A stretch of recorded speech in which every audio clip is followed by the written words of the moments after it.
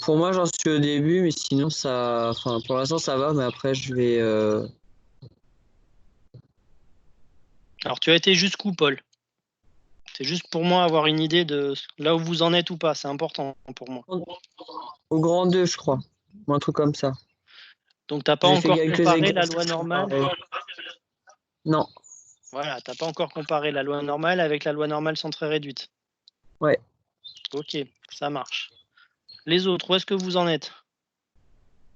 Antoine, Marie, Aude, Donovan.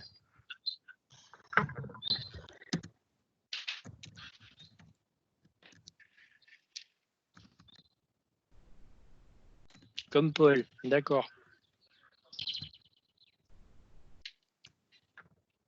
Donovan n'a pas encore commencé, ok. Et Antoine, il en est où? Je comprends pas la représentation avec les courbes. D'accord. Les deux courbes que je vous fais tracer, c'est ça?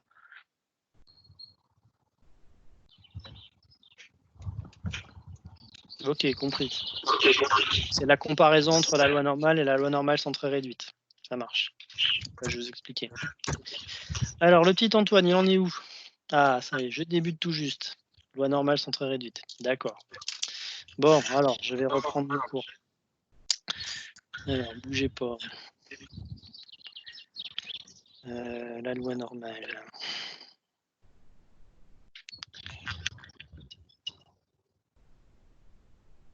Donc, on est avec les PA. On est avec les PA. Ça y est, j'ai perdu le fichier. Voilà, il est là. Alors, je vais vous partager le fichier. Ça, non, j'en ai pas besoin. Alors, partage. C'est celui-là. Alors, vous devrez avoir le cours qui apparaît sur vos écrans, normalement. Vous pouvez me confirmer? Oui. Bon, nickel. Alors, je vais tout de suite aller. Alors, au début, c'est beaucoup de blabla. Ce sont des définitions, en fait. C'est pas la partie la plus intéressante, si j'ose dire. Donc ça, j'ai laissé tomber. Ah oui, ça, une petite explication. La définition donc, de la densité de probabilité de la loi normale. La formule qui est pas belle. Enfin, pas belle. Est-ce que je peux écrire là-dessus? Non, je peux pas écrire. Ça, c'est quoi? Hop. J'ai un stylet. Ah si, j'ai un stylet. Non, je peux, d'accord.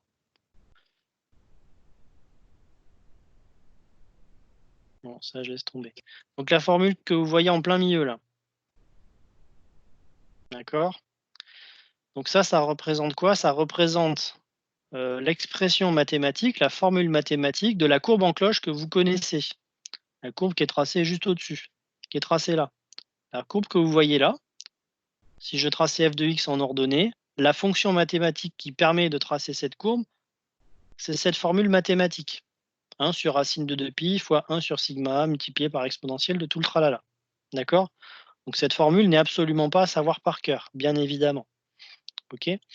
Elle est mentionnée dans le cours parce qu'elle permet de comprendre certaines choses, mais dans la suite, on ne s'en sert pas.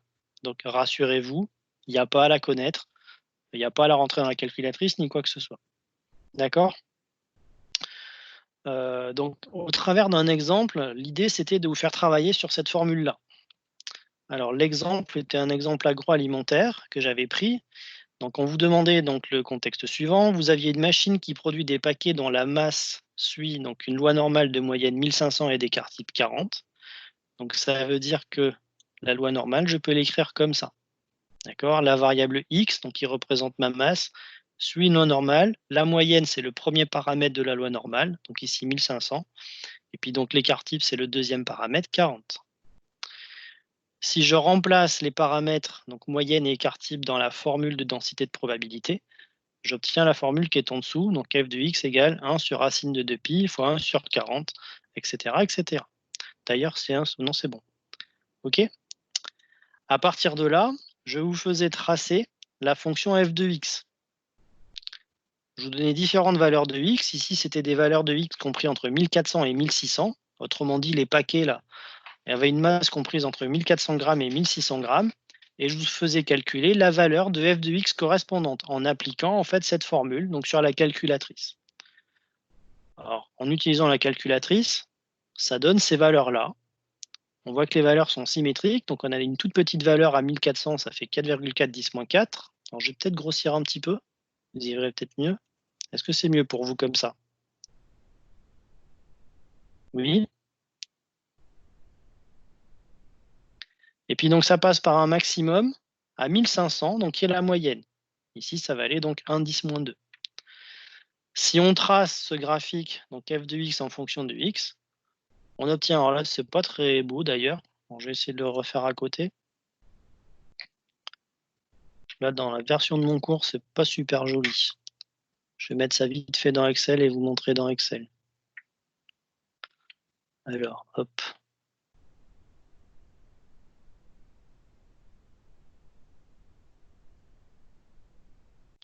Alors, le temps que ça arrive, voilà, insertion. On va mettre un graphique. Voilà. C'est un peu mieux. Et je le mets là. Alors, je vais changer le partage. Alors, je partage autre chose. Hop là, j'arrête. Je partage maintenant le fichier Excel. Voilà. Est-ce que là, vous voyez le graphique apparaître?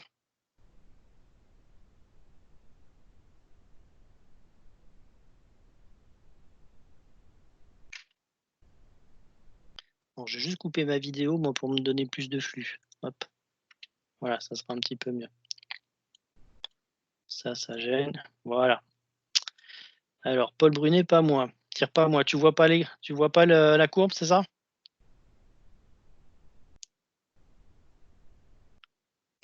Si, c'est bon, là je la vois. Tout à l'heure, je la voyais pas. Ouais, c'est le temps que ça arrive. D'accord.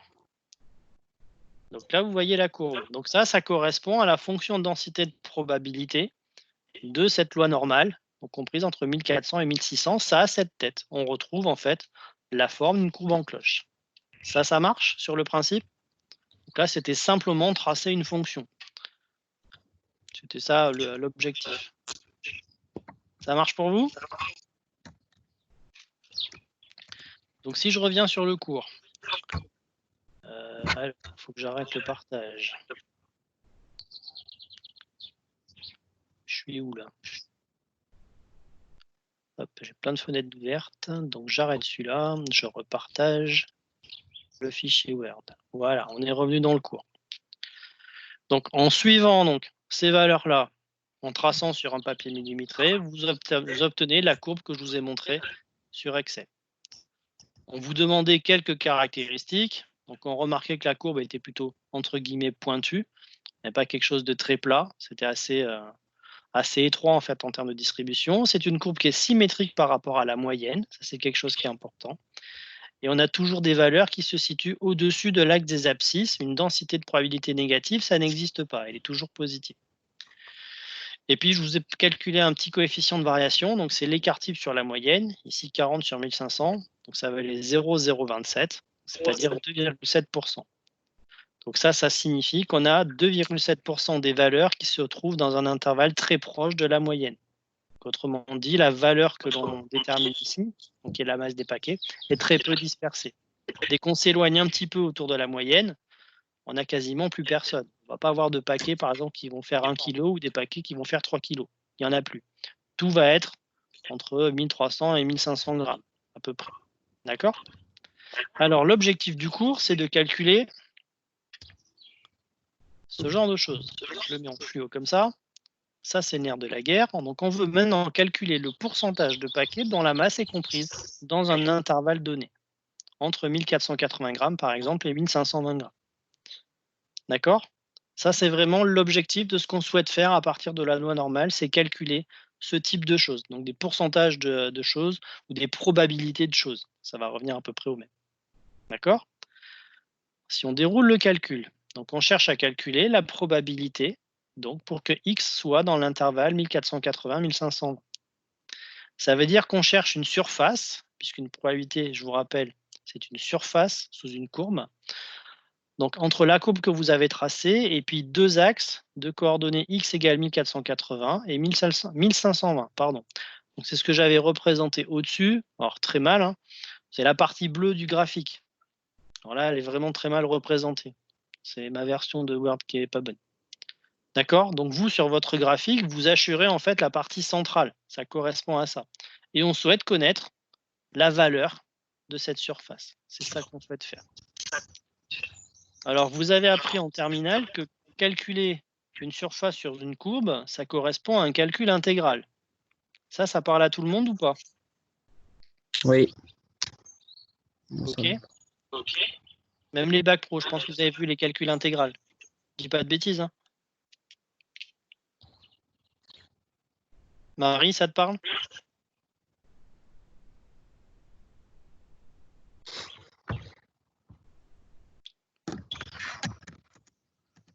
Faut que je surveille les commentaires. Oui.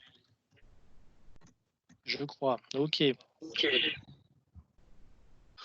Oui, haut dans Stav, c'est sûr. Ouais, voilà, Donovan, on l'a déjà vu. Normalement, c'est au programme du bac pro. Du bac pro, les intégrales, c'est au programme. Vous n'allez pas très très loin, mais vous voyez cette notion au moins de surface. On a dû vous expliquer normalement que lorsqu'on calcule une surface ou une courbe, on fait l'intégrale d'une fonction. D'accord? Donc ici, c'est le même principe. Alors la bonne nouvelle pour vous, c'est que vous n'allez pas calculer des intégrales. Les intégrales sont déjà en fait calculées. Je vais vous expliquer. Donc on cherche à calculer cette proba, x compris entre 1480 et 1520. Donc on démontre que c'est une intégrale, donc c'est le petit signe que vous avez à côté, de la fonction f de x, qui est la fonction de densité de probabilité, qu'on va apprendre entre deux valeurs, ici 1480 et 1520. Ce calcul intégral, il n'est pas facile à faire. Je vous renvoie à vos cours de terminale. Alors c'est gérable, hein. Il faut intégrer cette fonction exponentielle. D'accord? Avec des coefficients devant. Il y a des coefficients qui se baladent dans l'exponentielle. D'accord? Donc ça se fait, mais c'est pas facile. Donc plutôt que de faire ça, on fait autre chose. On va passer ce qu'on appelle par un changement de variable et on va utiliser ce qu'on appelle la variable centrée réduite. Le changement de variable, c'est le suivant. Alors je peux le mettre en... Non, je peux pas. Je vais le mettre comme ça. Hop là. Alors la variable centrée réduite de la loi normale s'appelle par tradition U. Je l'appellerai toujours comme ça. Elle est construite de la façon suivante. Alors je vous préviens tout de suite. Si vous comprenez ce changement de variable, vous comprenez toute la suite du cours jusqu'à la fin des 2 ans, quasiment. Pourquoi? Parce que tous les changements de variables qu'on va faire par la suite, même s'ils ne sont pas rigoureusement identiques, ils sont construits exactement de la même manière. Donc l'idée est la suivante. On part de la variable x qu'on étudie, on lui soustrait toujours le paramètre de position de la loi normale, ici c'est la moyenne, et on divise par le paramètre de dispersion de la loi normale, ici c'est l'écarté. Donc on fait U est égal à x moins m divisé par sigma. Si on l'applique dans notre exemple numérique concret, la variable U se calcule de la façon suivante. C'est x moins 1500, le tout divisé par 40. OK? Donc voilà le changement de variable qu'on vous propose de travailler. Si on remet ça dans le calcul intégral, donc la proba de départ qu'on cherche, x compris entre 1480 et 1520, donc c'est toujours l'intégrale de 1480 à 1520 de la fonction. Et si on fait le changement de variable, on change tout. La fonction f de x se transforme en une nouvelle fonction, ici qui est notée g de u, et qui est notée à côté. G de u, c'est 1 sur racine de 2pi exponentielle de moins 0,5 u carré. Donc ça ressemble à la fonction de départ, mais en un petit peu plus simple. Cette fonction particulière, g de u, c'est la loi normale centrée réduite. D'accord? Du coup, on change aussi les bornes. On applique en fait le changement de variable sur les bornes. Donc la première borne, par exemple, c'était 1520. Donc je lui enlève 1500, je le divise par 40. Le calcul montre que ça fait 0,5. Pour la borne inférieure, c'est pareil, c'est symétrique, donc c'est moins 0,5. Autrement dit, calculer la probabilité de départ ici, pour que x soit compris entre 1480 et 1520, ça revient à calculer cette même probabilité sur une autre variable qui s'appelle u, et cette fois-ci, ce qui est compris entre moins 0,5 et 0,5. Ça marche? Et cette probabilité, elle devient facile à calculer pour une raison très simple. Le calcul a déjà été fait et le résultat est écrit dans une table statistique. Alors, je vous ai fourni les tables statistiques dans le cahier de texte. Je ne sais pas si vous avez eu le temps d'aller les voir. Dites-moi.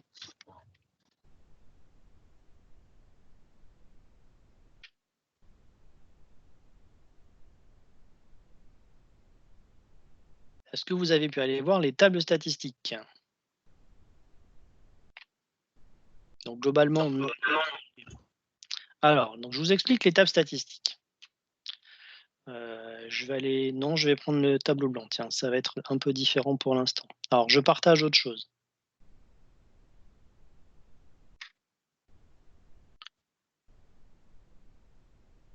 Alors, est-ce que il est où le tableau blanc? Hop là.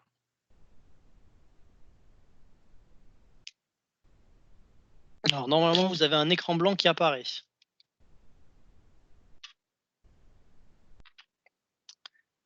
Pourquoi il veut pas? Pour taper, gna gna gna gna. Ouais, c'est bon, ça arrive. Est-ce que ça arrive aussi pour vous?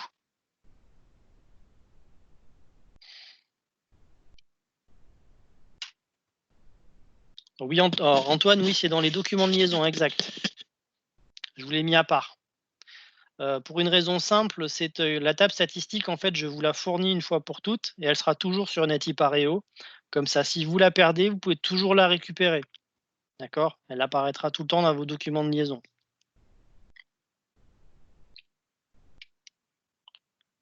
Alors non, il met en cours d'affichage. Alors ça doit arriver. Dites-moi si tout le monde a un écran blanc.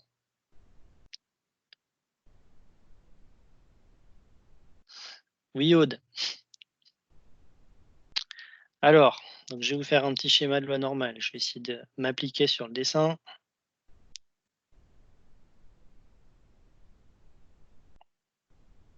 Donc voilà, grosso modo, une loi normale. C'est une loi normale centrée réduite. Donc l'abscisse, c'est U. Ça va? Tout le monde voit ce que je fais là? Bon, parfait. Alors, je vous ai dit que le problème de départ, alors je vais le faire à côté. Donc c'était là aussi une loi normale. Dans notre cas numérique, elle est centrée sur une moyenne qui est 1500. Alors je vous rappelle qu'une loi normale est toujours centrée sur une moyenne, quoi qu'il arrive. D'accord? Donc ici, la moyenne était de 1500. Et on essayait de voir quelle était la probabilité pour que ce soit compris entre 1480 et 1520.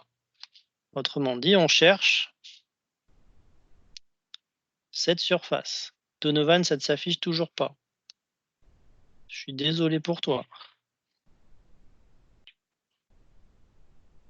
Pareil. Ah, donc ça, c'est problématique. Est-ce que vous voulez qu'on passe sur Zoom? Parce que ça, je sais que ça fonctionne bien. Parce que là, j'ai l'impression que ça vient plutôt de l'outil Teams. Ça va être compliqué d'envoyer des photos. Je veux bien, hein, mais ça va être compliqué. Vous voulez qu'on essaye Zoom? Alors, je vais vous mettre un lien. D'accord? Je pense que ça va résoudre déjà une partie du problème. Je vous mets un lien ici dans la conversation et je vais la mettre dans Messenger aussi. D'accord? Alors 2 secondes, je vais chercher mon lien, parce que je ne le connais pas par cœur. Et puis on va reprendre là où on en était. Alors, j'ai mis ça où moi? Alors, ça va vous demander juste d'installer un petit applicatif Zoom, mais ça se fait tout seul normalement. J'ai jamais perdu personne encore sur Zoom.